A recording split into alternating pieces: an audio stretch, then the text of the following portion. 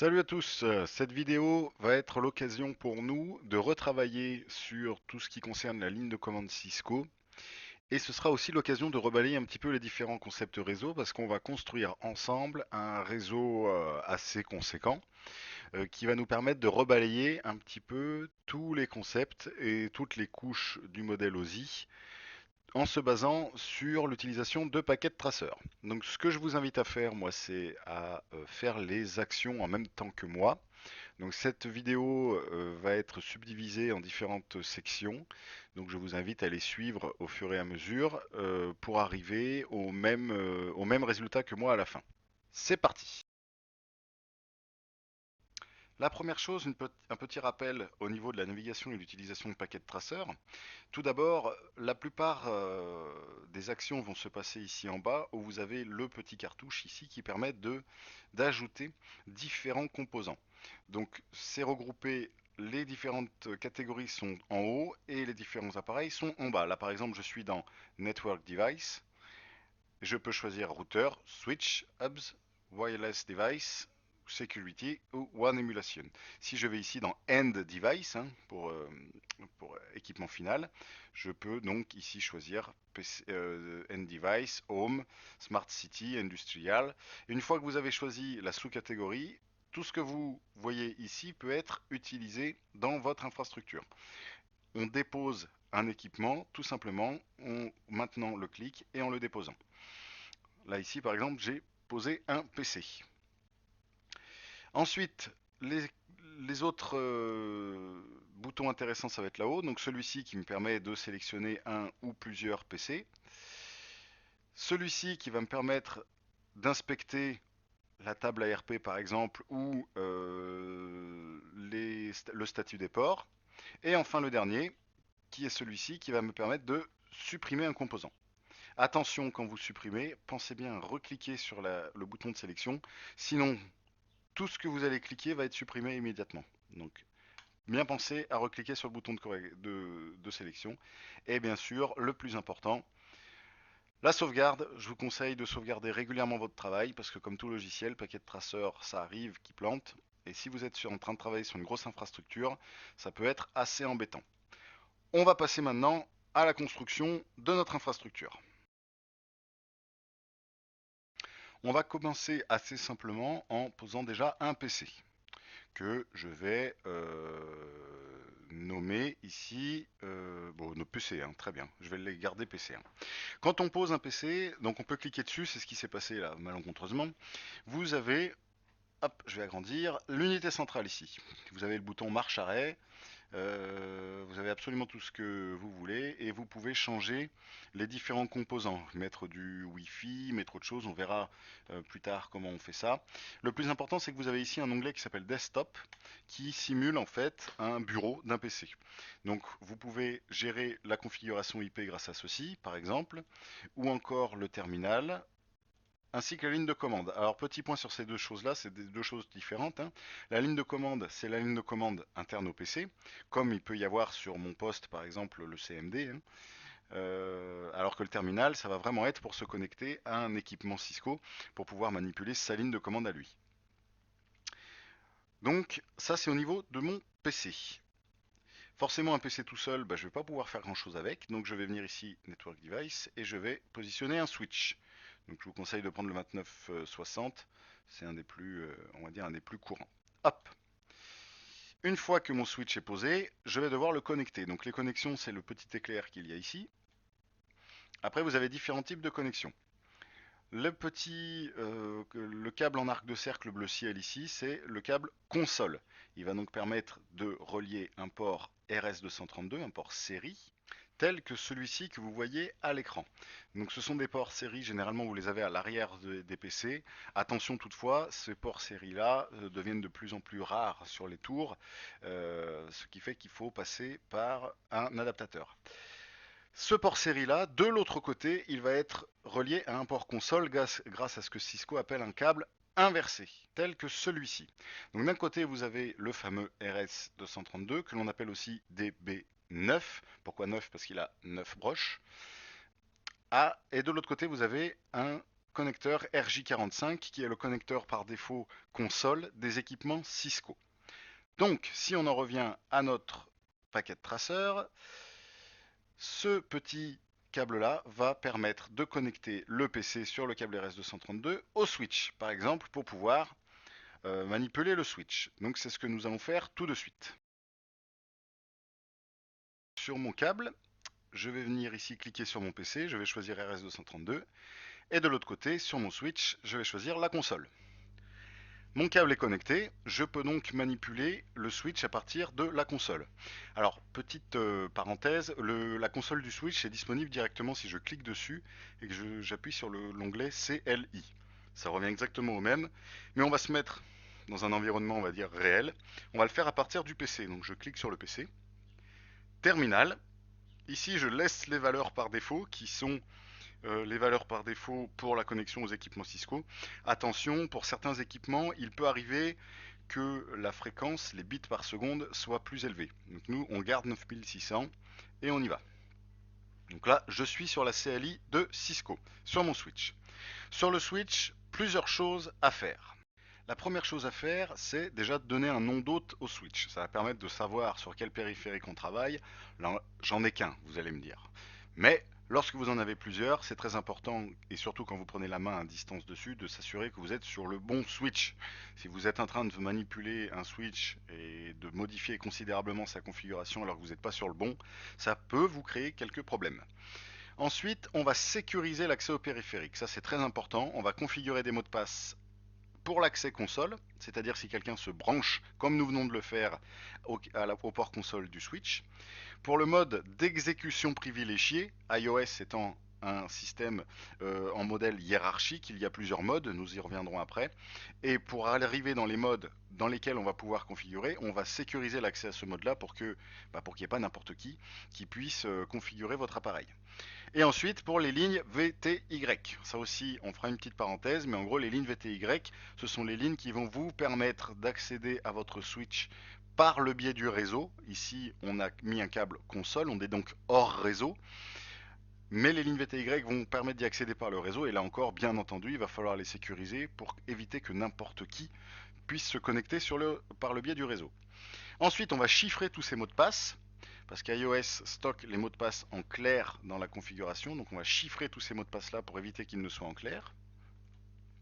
On va créer une bannière de connexion, ce qu'on appelle une bannière de connexion, c'est-à-dire un message qui va apparaître lorsqu'on va se connecter sur le switch. Donc c'est un message qui doit pouvoir signifier aux personnes qu'ils n'ont pas le droit d'être là s'ils ne sont pas habilités.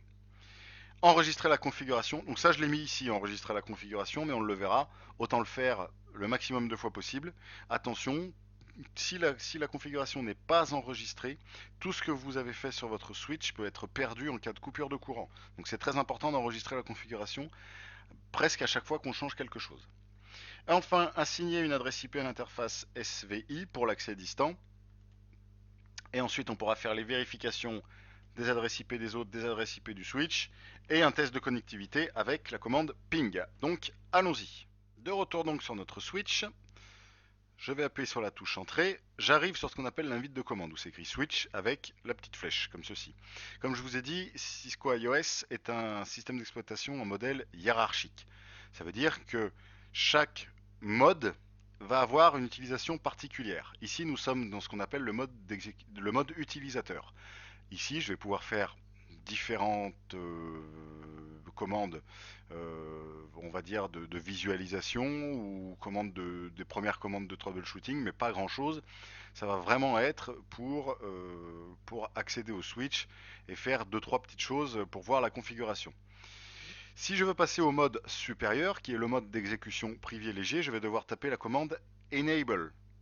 Ici, vous avez vu, mon invite a changé. Je n'ai plus une petite flèche, mais un dièse. Ça veut dire que je suis en mode d'exécution privilégié. Là, je vais pouvoir commencer à faire deux, trois choses pour pouvoir configurer le switch. Par contre, la majeure partie de la configuration va se faire dans le mode supérieur, qui est le mode configuration de terminal. Alors, pour y accéder, c'est simple. Il suffit de taper config terminal. Ici, bon, il me rajoute une ligne. entrer les commandes de configuration une par ligne et terminer avec CTRL Z. Là, vous voyez, mon invite a encore changé. J'ai switch et entre parenthèses, config dièse. Là, je suis en mode configuration de terminal. Je vais donc pouvoir commencer à configurer mon switch. La première chose, nous avons dit lui donner un nom. Pour lui donner un nom, la commande c'est hostname. Et le nom que je souhaite lui donner, on va l'appeler SW1, comme switch 1. Vous voyez, mon invite a changé. Ce n'est plus écrit switch, mais SW1. Donc ça veut dire que ma commande a été validée. Attention, sur tout système Unix tel que celui-ci, lorsque vous tapez une commande et que cette commande est bonne, vous n'avez pas de retour. Lorsque vous avez un retour, ça veut dire que votre commande n'est pas bonne. Mais si vous n'avez rien, c'est qu'elle a été validée. Et c'est donc que le switch a fait quelque chose. Donc ne vous attendez pas à un retour de votre commande. Nous avons donc mis le nom d'utilisateur. Il faut maintenant sécuriser les différents accès. On va commencer par l'accès console. Pour faire ça, il faut que je me rende dans l'interface de le mode de configuration de ligne. Attention, console et VTY sont des lignes, à la différence des interfaces sur lesquelles, par exemple, on va assigner des adresses IP qui vont vraiment être des interfaces réseau. Les lignes, elles, sont, on va dire, des interfaces de connexion, mais sur lesquelles on ne va pas attribuer d'adresse IP. Donc, pour accéder à la configuration de la console, je vais taper line, espace console, espace 0. Alors, parce qu'il faut toujours donner le type, le nom et le numéro. Donc le type c'est line, le nom c'est console et le numéro c'est 0. J'en ai qu'une. Nous sommes sur un matériel informatique. Ça commence donc avec le chiffre 0. Et j'appuie sur entrée. Là j'ai encore mon invite qui a changé. Je suis dans ma ligne. Je vais donc taper le mot de passe que je souhaite. Donc password. Je vais mettre let me in.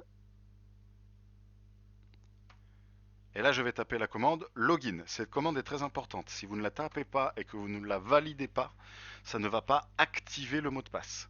C'est-à-dire que ce n'est pas parce que vous avez tapé password quelque chose que votre mot de passe va être activé. Il va être enregistré, mais il ne va pas être actif sur la ligne. Là, il est actif. J'ai donc sécurisé ma ligne console. Maintenant, on va sécuriser les lignes VTY. On l'a dit, VTY, c'est pour permettre l'accès à distance au switch par la suite, lorsqu'on aura configuré les interfaces SVI qui sont les VLAN.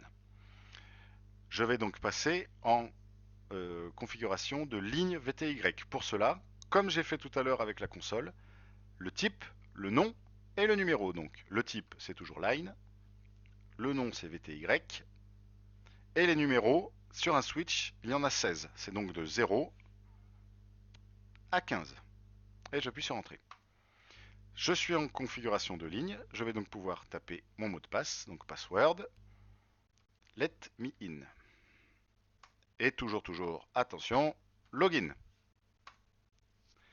Là, j'ai sécurisé mes deux accès. Je peux donc sortir du mode de configuration de ligne en tapant la commande exit. Et je retourne en mode de configuration de terminal. Je vais maintenant configurer l'accès au mode d'exécution privilégié. Vous l'avez vu là ici en haut, j'ai tapé enable. Lorsque j'ai tapé enable, je suis passé immédiatement en mode de configuration privilégié. Ça, je veux pas. Je veux donc qu'il y ait un mot de passe lorsque je tape la commande enable. Je vais donc taper enable, espace secret, espace, le mot de passe que je veux. On va mettre Cisco. Ici, il n'y a pas besoin de taper login. À partir de ce moment-là, j'ai tapé ça. J'ai mon mot de passe qui est effectif. Donc maintenant que j'ai mis tous mes mots de passe, on a parlé qu'il faut chiffrer les mots de passe. Pourquoi? Vous allez comprendre. Je vais faire exit pour revenir au mode d'exécution privilégié. Ici, je vais faire une commande qui est très importante et qu'il vous faut connaître à tout prix. C'est la commande show running config. Cette commande va me donner la configuration de mon switch. Donc une fois que j'ai appuyé sur entrée, il me donne la configuration. J'ai ici mon enable secret. Alors vu que j'ai utilisé secret et pas password, ici mon mot de passe est déjà chiffré. Donc ça, c'est pas le plus important. Si je vais voir en dessous, alors quand vous avez une invite avec mort, il suffit d'appuyer sur espace pour passer, on va dire, à l'écran suivant. Donc je descends, encore, et là vous voyez, j'ai ma ligne console, et je vois en clair mon mot de passe. Let me in, let me in. Donc ça me plaît pas. Je vais donc chiffrer mes mots de passe. Pour ceci, retour au mode d'exécution privilégié.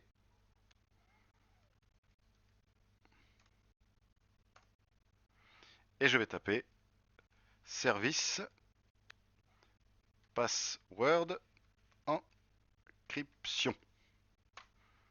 Maintenant, si je fais exit et que je reviens et que je refais un show running config, donc je peux taper show run, ça marche pareil, et que je reviens jusqu'en bas, je vois bien mes mots de passe qui sont ici chiffrés. J'ai donc sécurisé pour l'instant mes mots de passe. Il me reste à mettre ce que j'ai appelé bannière, la bannière d'accueil, la bannière d'ouverture ou en anglais le message du jour. Donc pour faire ceci, je retourne en configuration de terminal.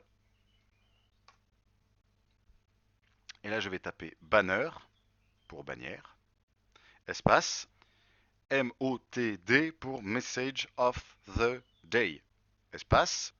Et là je vais choisir un délimitateur, c'est-à-dire 2 symboles entre lesquels il va y avoir mon message. Moi, j'aime bien utiliser donc soit les guillemets ici, soit l'apostrophe simple, ou même les parenthèses, vous pouvez. L'important, c'est que ce symbole ne doit pas se trouver dans votre message. Donc l'apostrophe, par exemple, faites attention. Si vous mettez un mot avec un apostrophe, eh ben, il ne va prendre que ce qu'il y a entre les 2 apostrophes. Donc on va faire avec la parenthèse, et on va mettre accès autorisé seulement. Et là, il ne faut pas avoir le réflexe d'utiliser la parenthèse fermante, parce que ce n'est pas le même délimitateur qu'au début. On va réutiliser la même chose. Donc là, en gros, mon message sera tout ce qu'il y a entre mes 2 limitateurs, c'est-à-dire entre mes 2 parenthèses ouvrantes. Donc j'appuie sur Entrée. Il m'a pris ma bannière. Il me reste à définir une adresse IP sur mon interface SVI qui empruntera ma ligne VTY. Attention de ne pas confondre les deux. Les interfaces SVI sur un switch, ce sont donc les interfaces VLAN pour Virtual LAN. Ces interfaces-là empruntent les lignes VTY pour pouvoir fonctionner. C'est un petit peu comme le terminal ici que vous voyez emprunte la ligne console pour pouvoir fonctionner. Là, c'est pareil. Mon interface VLAN va emprunter la ligne VTY pour pouvoir fonctionner. Je vais donc aller configurer une adresse IP. Pour cela, il me faut définir déjà un plan d'adressage. Alors, plan d'adressage, on va dire que ici, on va prendre un joli petit carré.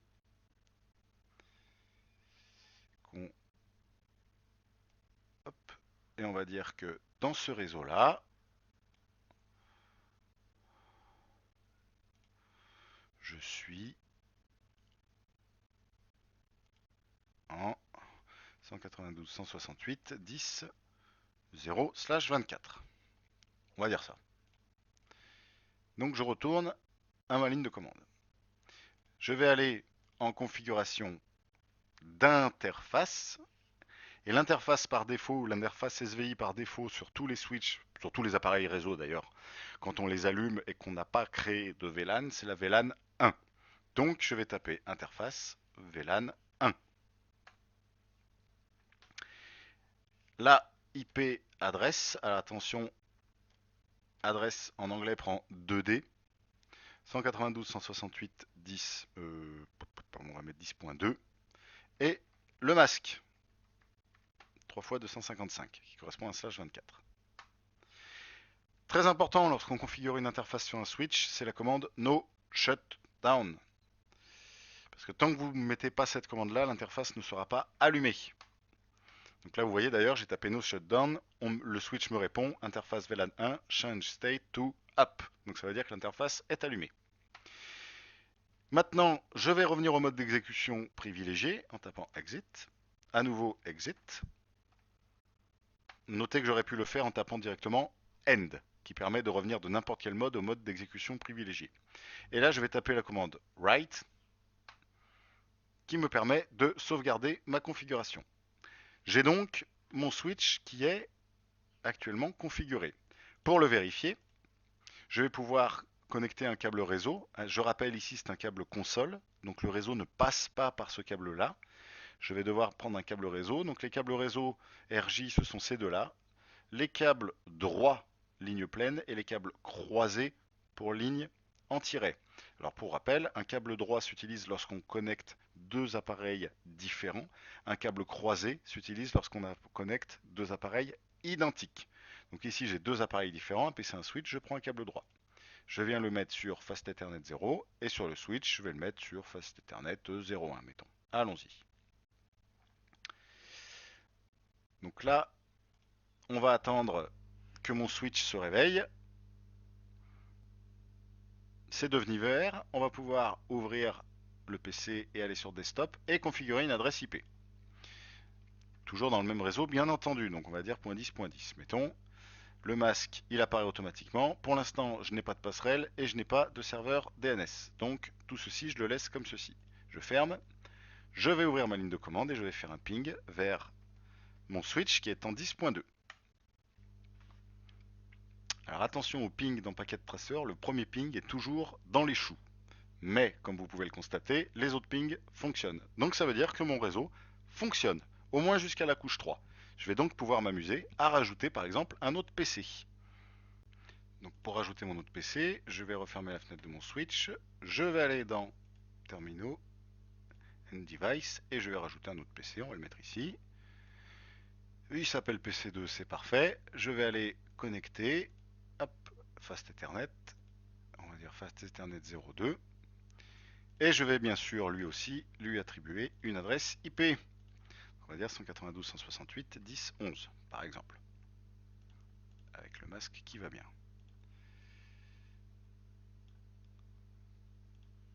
Donc celui-ci est en 10.10 et l'autre et le PC2 est en 10.11. On va donc essayer de faire un ping 192.168.10.11.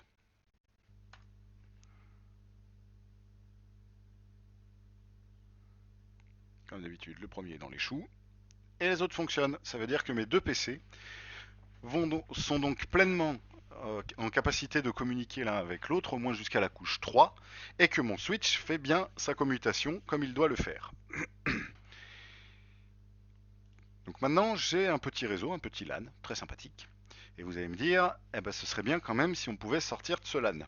On va donc venir rajouter un routeur et commencer à manipuler la configuration d'un routeur et les principes de routage. Donc ici, je retourne dans Network Device. Je vais choisir un 1941 que je vais positionner ici par exemple. Il s'appelle routeur 1. Bon, pourquoi pas. Je vais venir prendre un câble droit. Ce sont deux appareils différents. Je vais donc pouvoir les relier avec un câble droit. Et donc, ici, je vais choisir Gigabit Ethernet. Parce qu'autant utiliser la bande passante maximale. Donc là, on est en giga. Ici, hein, on est en méga. Donc, vers un routeur, souvent on va utiliser les ports du switch qui sont en giga. Lorsqu'on a des switches anciens, le routeur, si le routeur est équipé en giga, ça va nous permettre de bénéficier de la plus grande bande passante pour aller vers notre routeur. Je vais venir décrocher en appuyant sur le rond ici mon câble console et venir l'accrocher sur mon routeur console pour pouvoir configurer mon routeur. Pour ceci, j'ouvre le terminal, comme pour le switch, et vous allez voir en fait que le routeur, ça se configure exactement comme un switch. La seule différence, c'est qu'on ne va pas configurer une interface VLAN, mais qu'on va configurer cette fois-ci une interface physique, qui est physiquement présente. Sur tous les routeurs, lorsqu'on les allume, il y a cette petite phrase, est-ce que vous voulez entrer dans la configuration initiale? Je vous conseille de mettre non, parce que si vous mettez oui, ça va vous emmener vers un assistant de configuration qui va vous demander de faire des choses que vous n'avez pas forcément besoin. Donc première chose à faire, comme le switch, enable, pour passer en mode d'exécution privilégié. Ensuite, config terminal, pour passer en configuration de terminal, et on change le nom. Hostname, et on va l'appeler R1, comme routeur 1. Ensuite, tout comme le switch,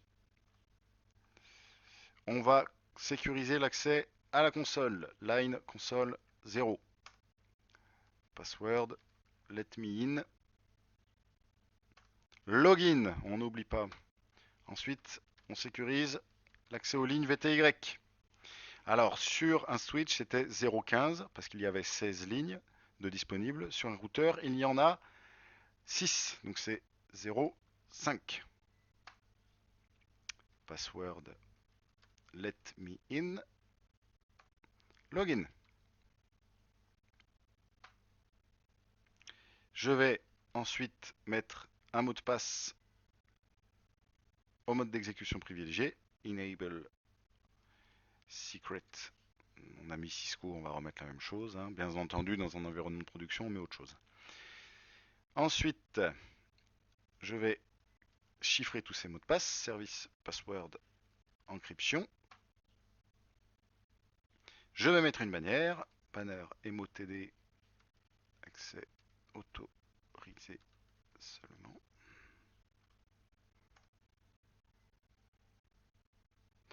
Et je vais mettre une adresse IP à mon interface. Rappelez-vous, si vous ne savez plus quelle interface, à l'appareil ici, gig 0/0. Donc les premières interfaces, hein, c'est toujours 0. Donc interface, là je vais pouvoir taper gig 0/0. Je vais venir mettre une adresse IP, IP adresse 192.168, et on va mettre la première, que j'avais laissée volontairement disponible, 255.255.255.0. Le mot magique, no shutdown. Là, c'est en up. Je vais donc pouvoir revenir au mode d'exécution privilégié en faisant end. Et là, write. J'ai enregistré ma configuration. Donc, testons tout ça. Sur mon PC 1, alors, hop, sur mon PC 1, ligne de commande, et on va essayer de faire un ping vers notre routeur.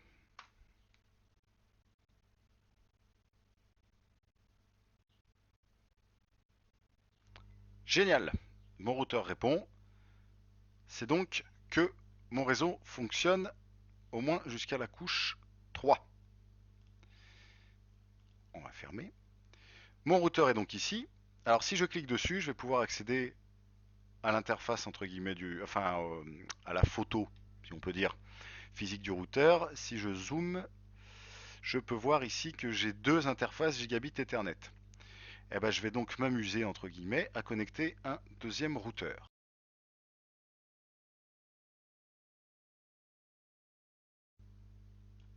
Routeur 2, pourquoi pas. Je vais le connecter au routeur 1. Attention, routeur, même appareil. Là, je prends un câble croisé. Gigabit Ethernet 1 et je vais le mettre sur Gigabit Ethernet 1. Comme ça, au moins, je suis sûr de ne pas me tromper. Et je vais pouvoir venir pinguer, configurer ce routeur-là. Console. C'est parti. Terminal. Et on y va.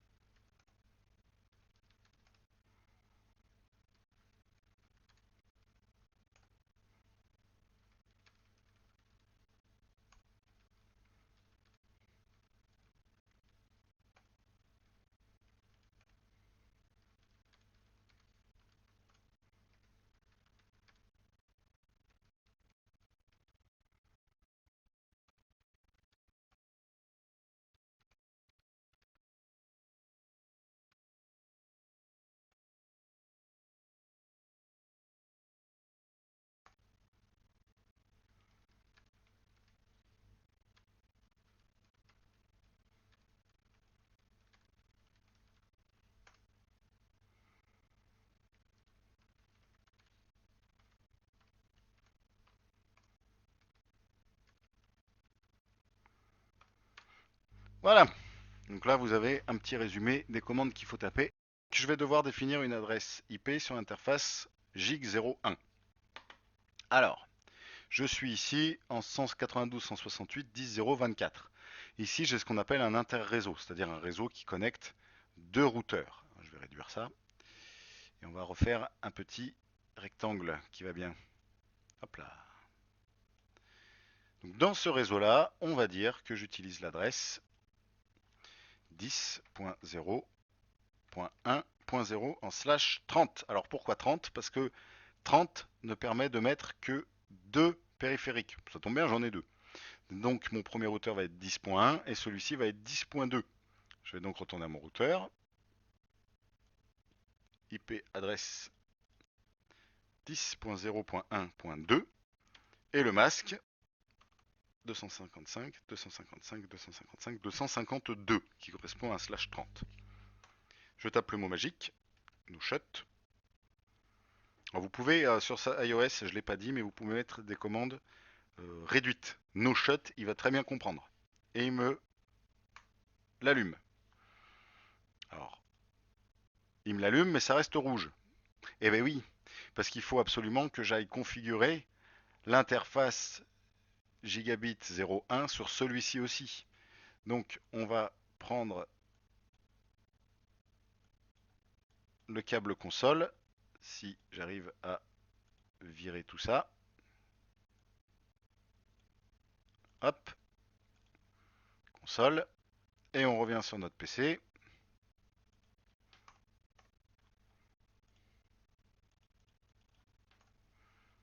On va relancer un terminal. Vous voyez ici, je suis sur R1, l'importance que je vous disais tout à l'heure. Il faut savoir sur lequel vous êtes. Donc R1.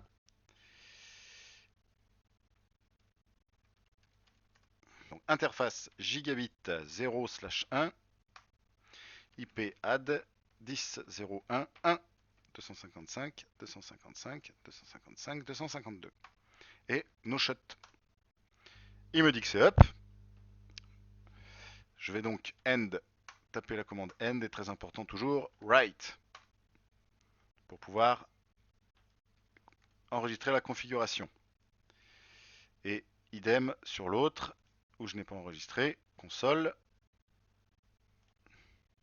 terminal, end.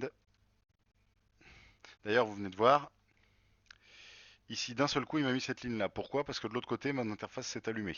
Donc il l'a vu. End, write, et on sort. Donc ici, tout est en vert. On va donc pouvoir tester un ping vers 10.0.1.2 qui est l'adresse, je vais y arriver, hop, qui est l'interface en fait de mon routeur ici, de mon routeur 2. On y va.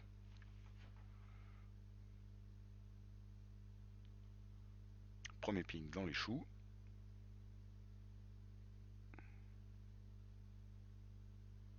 Deuxième ping dans les choux. Troisième ping dans les choux. Et je vais arrêter le suspense ici, le quatrième ping va être dans les choux. Alors pourquoi? Regardons notre schéma. J'ai ici un réseau en 192.168.10.0/24. Je peux pinguer le switch à partir du PC, le routeur à partir du PC sans aucun problème. Si je retourne sur le routeur,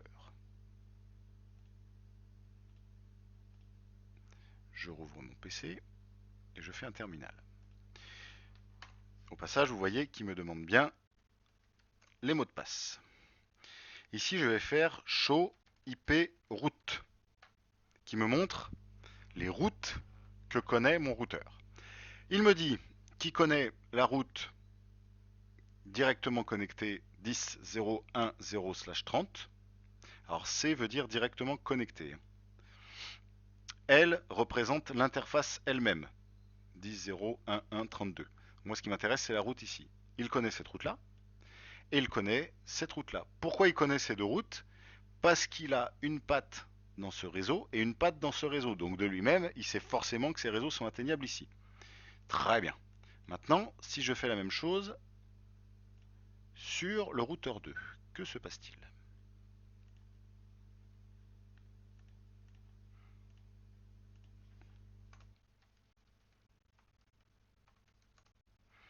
Show IP route. Eh ben lui, il me dit qu'il connaît la route vers 10.0.1.0. C'est tout. Et c'est logique, parce que lui, il est uniquement connecté à ce réseau-là. Donc, il est impossible que, par magie, il apprenne l'existence ni le chemin pour accéder à ce réseau-là. Pour pouvoir le faire, il faut que moi, je lui dise comment faire. Donc, on va ajouter une route à notre routeur. On va rouvrir le terminal. Et là, on va rajouter la route qui permettra donc au routeur 2, à R2, de pouvoir renvoyer les pings vers PC1 et PC2. Donc enable, il me demande le mot de passe, conf t.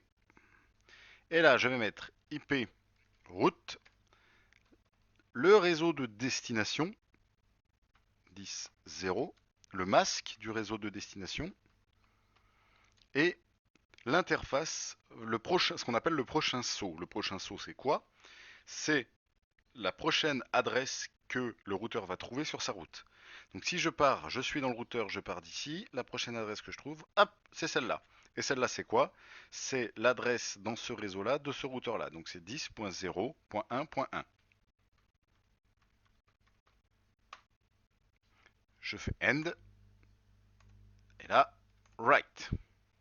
OK. Faisons maintenant pour vérifier un show IP route. Il me voit bien celle-ci, donc S pour statique, 192.168.10.0/24, via 10.0.1.1, qui est bien entendu mon autre routeur, ici. On va donc tester avec un ping.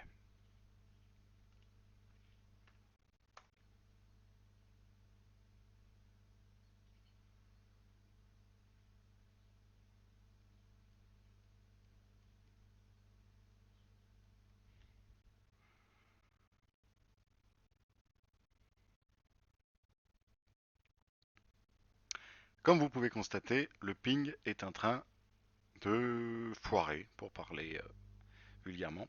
Alors pourquoi? Vous allez me dire, mais je comprends pas, j'ai rajouté ma route comme tu me l'as dit, mais là, mon ping, il foire. Alors, la raison, elle se trouve dans la nature même du réseau. On rappelle, en couche 3, pour communiquer, un réseau, un périphérique va devoir passer par la couche 2, entre guillemets.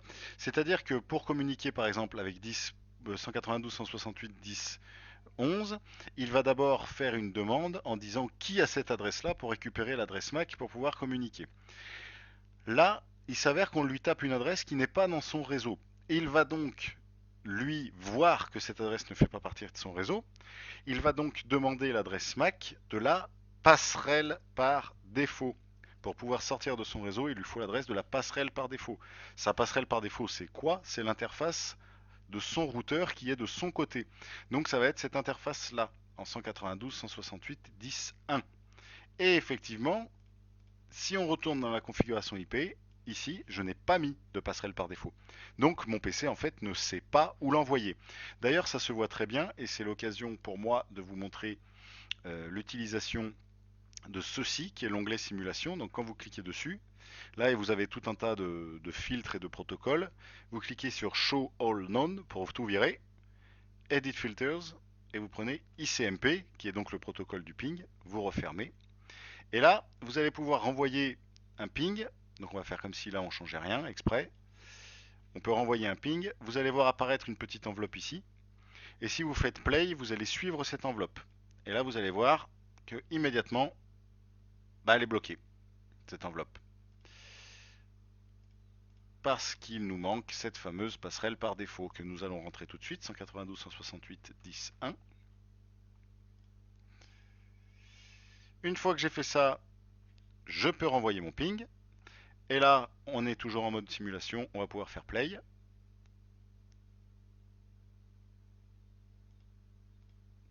Je vois que ma petite enveloppe, elle passe par le switch tout d'abord. Elle continue sur le routeur. Ça c'est le premier ping, donc comme je vous l'ai dit, le premier ping est toujours dans les choux. Le routeur. Qui me l'envoie au routeur, Le routeur 2 connaît la route, donc me le renvoie dans l'autre sens et me le renvoie au PC1. On va revenir en temps réel. Je vais revenir sur la ligne de commande et je peux constater effectivement ici que mes pings ont parfaitement fonctionné. J'ai donc un réseau qui est capable d'aller jusqu'ici. Alors on va pas s'arrêter là, on va continuer à s'amuser et rajouter un autre réseau qui sera entre guillemets dirigé par le routeur 2. Alors, on va revenir mettre un joli carré, comme ça on aura notre réseau. Hop, on va le mettre là-dedans. On va dire que lui, il sera en 192.168.15.0/24. Et je vais donc venir mettre, comme j'ai fait tout à l'heure, un switch, un PC et un deuxième PC. Comme je sais déjà faire, on va pas s'embêter. On va déjà venir mettre les adresses. Donc on va prendre les mêmes, 192.168.20, pardon, 15.10. Le masque c'est celui-là. La default gateway, eh ben, ce sera l'adresse IP que je vais mettre à ce routeur là. Donc on va respecter, on va faire comme tout à l'heure, on va prendre la première adresse. Donc je peux déjà la taper, même si elle n'est pas en route, c'est pas grave, ce sera déjà fait. Ici, on va prendre la même adresse IP, hein. 192.168.15.11. 192.168.15.1.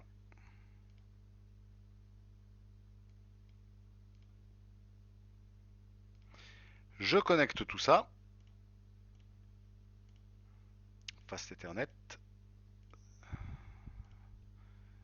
Un nouveau Fast Ethernet. Gigabit Ethernet. Gigabit Ethernet. Ok, donc là j'ai tout connecté. Il faut donc que j'allume l'interface de ce côté, que je lui donne une adresse et que je l'allume sur mon routeur. Allons-y. On rouvre le terminal. Ah, on rouvre le terminal.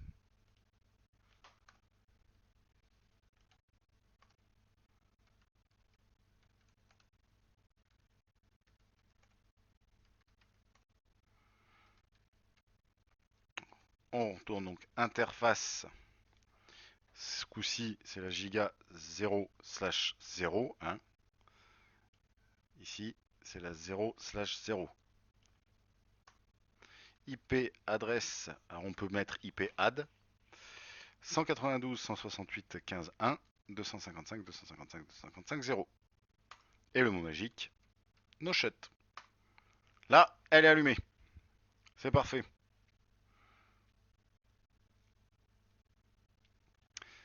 Hop.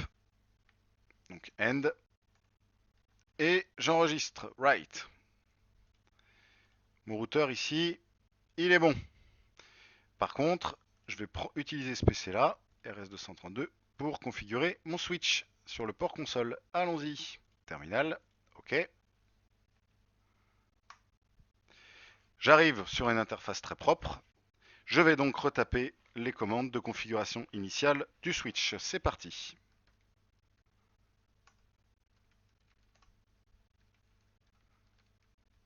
On va l'appeler SW2. On sécurise l'accès à la console. Ah, petite faute de frappe. Password.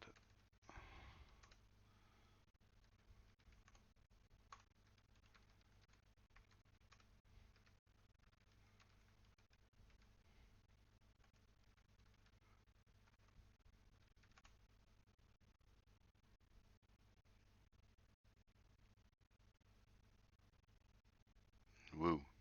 Effectivement, j'ai fait une erreur de frappe ici. Hop. Et login. Autant pour moi.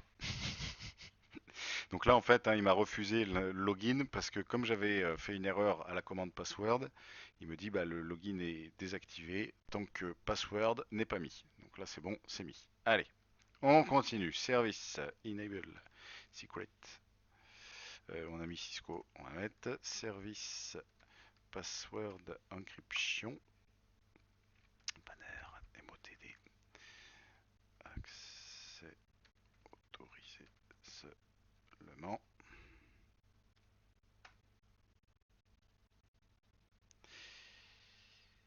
maintenant, je vais pouvoir aller sur mon interface VLAN 1 et je vais garder le même principe. Je vais lui mettre une adresse IP.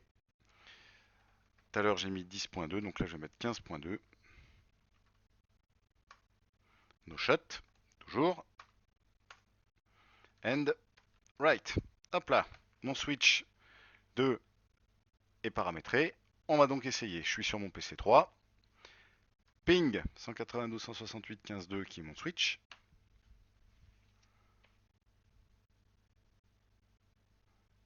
Comme d'habitude. Premier ping, hop. Les deuxièmes sont bons. On va pas s'arrêter là. On va faire un ping 192.168.15.1 qui est mon routeur. Il me répond, parfait. On va faire un ping de la deuxième patte du routeur, 10.0.1.2. Rappel, deuxième patte du routeur, celle qu'il y a de l'autre côté. Nickel. On va faire un ping de l'autre routeur.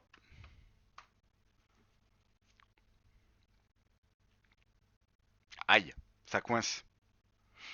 Et oui, rappelez-vous, tout à l'heure on a dit que ce routeur-là n'avait aucune idée de réseau qu'il y a ici. Parce que le réseau qu'il y a là est contrôlé, si on peut dire, par ce routeur-là. Et ben c'est exactement la même chose à l'inverse. C'est que routeur 1, il a aucune idée de l'existence de ce réseau, ni comment le contacter. Donc qu'est-ce qu'on fait dans ces cas-là? On rajoute la route. Donc je reviens sur routeur 1 ici. Hop, je reviens sur et console. Je reviens sur PC1, je rouvre un terminal. Let me in. Enable. Hop, conft et je vais taper IP route, la route de destination, en l'occurrence ici 192.168.15.0, le masque, et l'adresse du prochain saut. Donc rappel, prochain saut, prochain routeur qu'on rencontre. Je suis ici, j'avance, bim, c'est cette adresse-là. 10, 0, 1, 2. End. Et right. Et je reviens sur mon PC toi, et je réessaye. Le routeur me répond, et je vais même aller plus loin, on va aller pinguer le PC1. 10.10. Magnifique. Mon PC1 répond. J'ai donc un réseau qui fonctionne de bout en bout, c'est-à-dire que chaque PC peut pinguer chaque PC, chaque élément peut pinguer chaque élément. J'ai donc un réseau parfaitement fonctionnel en couche 3. C'est donc la fin de cette vidéo. Je vous remercie de l'avoir suivi jusqu'au bout. Je vous invite à recommencer à apprendre toutes ces commandes que l'on a vues pour pouvoir réussir vos certifications Cisco. Merci encore et à bientôt. Au revoir.